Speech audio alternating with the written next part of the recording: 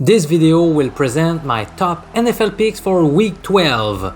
My name is Professor MJ, University Statistics teacher for 15 years. We had a sharp contrast last week between my picks on sides and totals versus my betting tips on player proposition bets. In the first case, the wagers on spreads and totals, we observed a poor performance, as evidenced by the 1-4-1 record. However, the prop bets yielded a very good 5-1 record.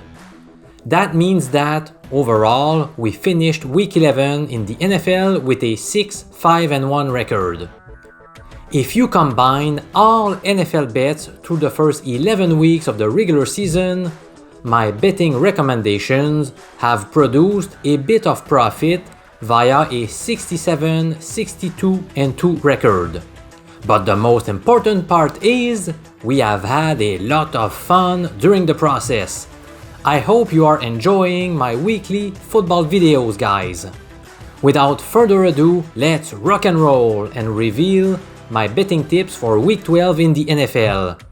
I've got 3 strong plays coming up for you. Thanks for being here, my sports betting friends.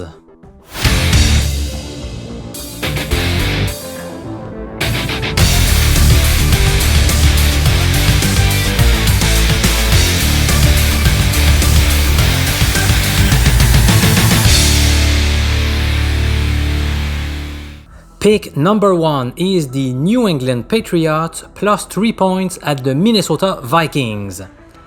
I placed my bet Tuesday at 7 p.m. on New England plus 3 points at minus 115 odds or 1.87 in decimal with BWin, which has the same lines as BetMGM, Borgata, and Party Poker sportsbooks. Damian Harris missed one game but came back very strong last week. He looked very explosive in his 8 carries for 65 yards. He and Ramondre Stevenson form a great duo in the backfield. Mac Jones has not been lighting up the scoreboard, but his play has improved lately. Despite facing a couple of above-average defenses in his past 2 games, the Jets and the Colts, Jones did not turn the ball over once, while completing 43 of his 57 passes, a 75% completion rate. Now facing a Vikings defense that is a bit softer than New York and Indy, I believe this offense will be able to move the ball. Meanwhile, based on the EPA metric, also called expected points added, the Patriots have the number 1 ranked defense in the entire league. They have allowed just 3 points in each of their past 2 games. Granted, they were facing weak offenses, but that is still pretty impressive. Also note that the Vikings will be without their starting left tackle, Christian Darrisaw. Let me share with you more arguments backing the Patriots pick after this quick break.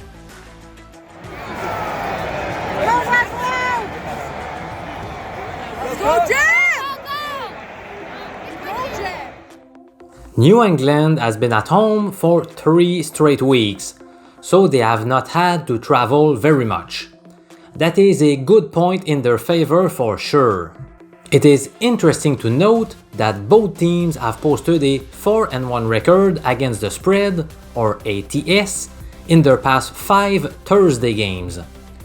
The Pats present a 3-0-1 record ATS against teams with a winning record, and the same 3-0-1 record ATS on the road. Despite their 8-1 record prior to last week, everyone was talking about how Minnesota was not that great of a team. Then they got hammered 40-3 at home against Dallas. That has certainly shaken their confidence, and it won't help that they are now facing the best defensive unit in the NFL. So give me the Patriots and the 3 points, please. Your freedom, your vote.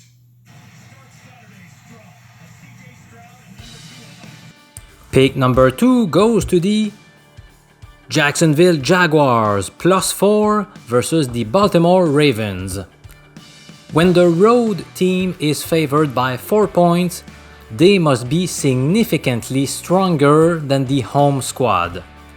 If you look at Baltimore's 7-3 record compared to Jacksonville's 3-7 record, that seems to be the case. But if you dig deeper, the difference between the two teams is not as big as you might think. First, did you know that Jacksonville has a positive point differential despite their bad record? Indeed, they have scored 216 points while allowing 205. Their biggest loss was a 10-point defeat last week in Kansas City, a very tough task to handle. Other than that, all of their losses occurred by an 8-point margin or less. Now, let's go back to the famous EPA statistics that I believe are very reliable because they indicate how well offenses and defenses do on every single play, compared to expectations. The Ravens' offense is ranked 9th in the league according to this metric, versus spot number 11 for Jacksonville. Not a big difference.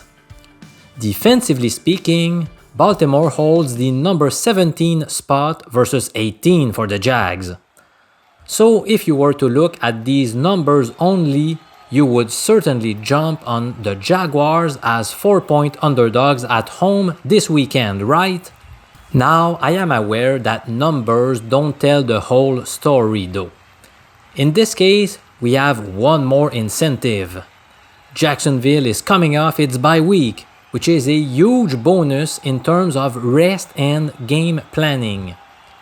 Did you know that the last 12 times Jacksonville came off their bye week, they posted a great 8-3-1 record ATS? Let me keep talking about this pick in a few seconds.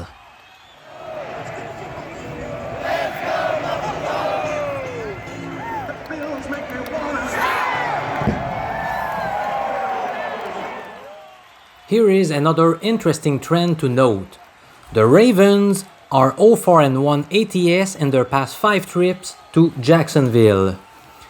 They have not enjoyed much success on that field. Baltimore also holds a 1-6 record ATS after allowing less than 14 points the previous week, which is the case here since they just gave up 3 points to Carolina. Ravens fans are also worried about the status of left tackle Ronnie Stanley. He hurt the same ankle that he broke in 2020, and he may not be ready to go for Sunday's game. We'll get more clarity as the week goes by. So, in summary, I firmly believe that taking the Jaguars plus 4 points at home against the Ravens is a strong betting play.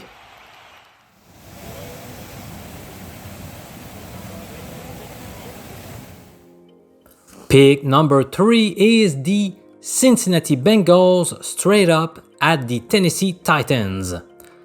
The last pick that I like enough to bet is the Bengals straight up on the road in Tennessee. I am taking the Bengals even though I have some indicators to back the Titans. For example, Mike Vrabel's squad benefits from 3 extra days of rest after playing last Thursday. Moreover, the Titans will be looking to avenge a 19-16 playoff loss last year, a game in which Ryan Tannehill threw 3 interceptions, while Derrick Henry was limited to 62 rushing yards over 20 carries. I have to admit that this concerns me, and it's why I believe my first 2 plays are stronger. Still, I decided to invest some money on the Bengals. Their offense has scored an average of 31 points over the past 5 games, after averaging just 22 in the first 5 matchups. Also, the betting action is leading me to believe that Cincy is the smart play. So far, 37% of spread bets have gone on the Bengals, but 83% of the total money was placed on them. That means that big and sharp gamblers are invested heavily on the Bengals. We also have some encouraging trends. The Bengals have beaten the spread the last 4 times they visited Tennessee.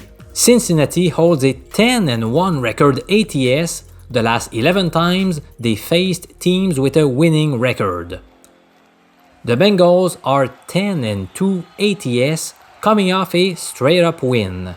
The Titans' defense has stiffened lately, so that is a source of concern.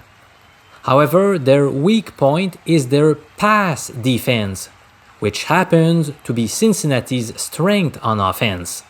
This game could also mark the return of star wide receiver Ja'Marr Chase, but that is not certain yet. I'll go with the Bengals to take this game in Tennessee this weekend.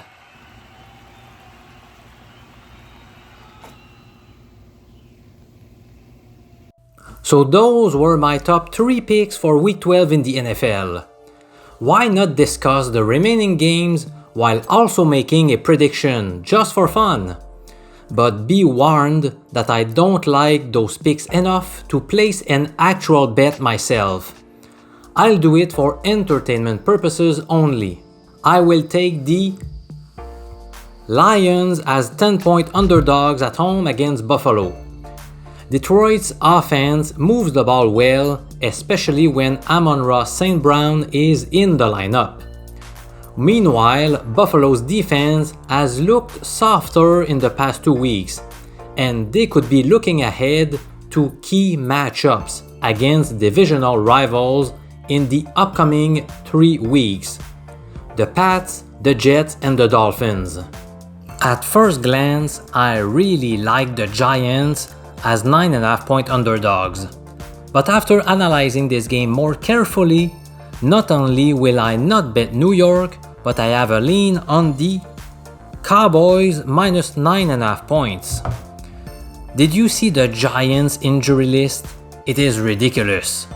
4 of their 5 offensive linemen are listed as questionable, and even some of the backups are banged up. And their secondary is decimated as well. Starting cornerback Adoree Jackson has already been ruled out, while Fabian Moreau has a 50-50 shot of suiting up. The team also lost rookie wide receiver Wan'Dale Robinson for the rest of the season. He looked fantastic last week with 9 grabs for 100 yards. The Giants are 1-4 ATS in their past 5 trips to Dallas.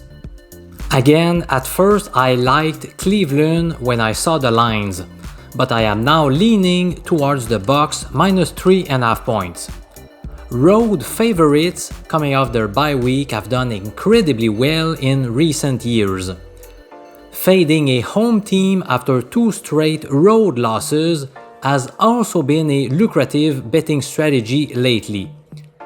Rachaad White will have a larger role in this offense, which is great news because he appears to have a lot more juice than Leonard Fournette.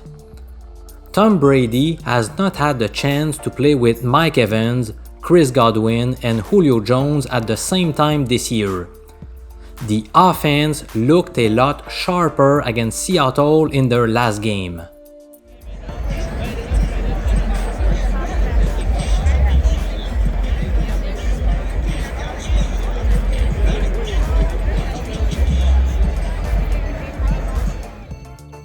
I often get burned when I take a huge home favorite. See Baltimore last week against Carolina. Such obvious plays end up as a losing proposition too often for my taste. So I will stay away from the Houston-Miami game this week. But if you force me to bet, I would still be tempted to take the Dolphins minus 13 points against Houston. The Texans have lots of holes through their entire roster, while the Dolphins are a perfect 7-0 when Tua finishes the game. I would tend to go with the Jets minus 4.5 against Chicago, but it's hard to get excited about an offense that generated just 6 first downs and 103 yards last week. It is clear that Zach Wilson is holding this team back. But the team will bench him, which may be a good news. The Jets have a good running back, good wide receivers, and a fantastic defense. But the QB is just plain bad. Still, against such an awful Bears defense, I think New York will be able to do enough damage to win this game by 5 points or more. I usually pick more underdogs than favorites, but I'm going yet with another favorite here. The Commanders -4 against the Falcons. Atlanta is the most run-heavy team in the league, but the bad news for them is Washington's run defense is awesome. Also, one of the rare weapons on offense for the Falcons, tight end Kyle Pitts, is out. Here's my daddy, Professor MJ. Nobody feels good about betting on Sam Darnold, but I'm still going with Carolina plus 2.5 points against Denver. 57% of spread bets have gone on the Panthers, while 74% of the total money is on them. Seems to me like sharp bettors like Carolina. Denver has a great defense, but they are more susceptible defending the run, which turns out to be Carolina's strength. The Raiders' defense stinks, but I believe their offense will do enough to keep the game close in Seattle. For this reason, my lean goes to Las Vegas plus 3.5 points. The Seahawks are coming off their bye week though, so it makes them more dangerous. Meanwhile, the Raiders will be on the road for the 4th time in 5 weeks. However, Vegas passes the ball well, while Seattle ranks 24th in terms of defensive EPA against the pass. I mentioned earlier how I prefer to avoid falling in love with obvious big home favorites.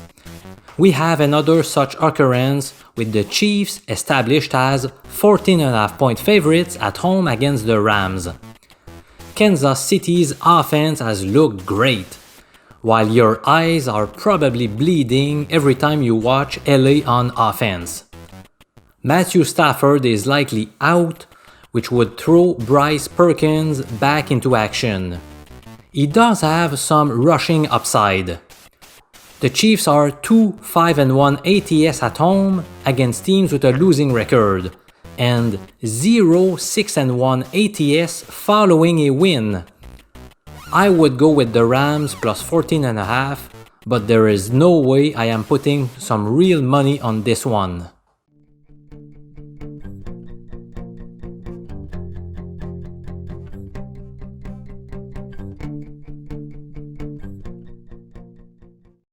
I would tend to take the Chargers minus 4.5 in Arizona. They are 10-4-1 ATS on the road against teams with a losing record lately. And LA is also 5-1 ATS coming off a loss. Meanwhile, the QB situation in Arizona is unclear, and they have beaten the spread just twice in the last 11 home games. And they played last Monday, so they lose 1 day of rest. Give me the more motivated Chargers in this meeting. The 49ers looked great against the Cards in Mexico last week, but they will be playing on a short week against a tougher opponent. I think the Saints will hang around enough to cover the 9.5 point spread. Andy Dalton rebounded nicely with a good performance against a difficult Rams defense. Earlier this year, the Eagles looked like an unstoppable train. Then they had an unconvincing win over the Texans, they lost at home against Washington, and then barely got by the Colts in a 17-16 victory last week. For this reason, I would prefer to side with the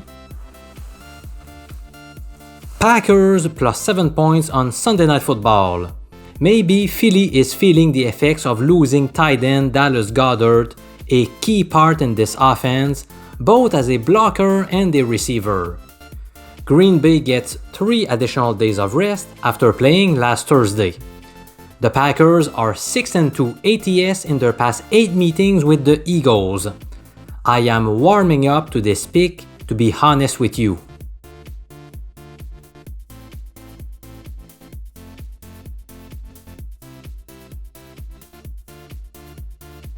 In the Monday night game, I am really torn.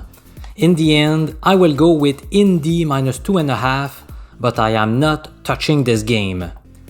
Putting Matt Ryan back on the field and switching to a new head coach seems to have rejuvenated the Colts, who beat the Raiders before coming very close from upsetting the Eagles. Unfortunately, there is no winner for the Week 11 underdog contest. There were only 2 underdogs winning last week. The Lions +3 at the Giants, along with the Raiders +2.5 points in Denver. However, unless I did not check correctly through all the posts, nobody picked these 2 teams. So, for the first time of the season, we don't have a winner. But let's run the contest again for Week 12. A quick reminder of the rules. The objective is to find the 2 biggest upsets to win outright. You can see on your screen the official point spreads for the purpose of this fun and free contest. The 3 Thanksgiving games are excluded, and you must post your picks by 1 p.m. Eastern Time on Sunday, without ever editing your comment. No picks sent via email. You must do it in the YouTube comments below. Would you like to get access to all of the bets I am personally making across all sports? Then simply join my Patreon page. This is the best time of the year since we have picks on the NFL, college football, the NBA, college basketball, and the NHL. You'll get plenty for your money. The cost is $4.25 per day, or around $130 per month, which is much lower than most sports handicappers who charge between $500 and $1,000 per month. And 99.9% of them don't have a PhD in statistics, and they have not beaten online sportsbooks since 1999 like I have. Simply follow the link to my Patreon page below in the description of this video. I'm Professor MJ, University Statistics teacher, saying so long!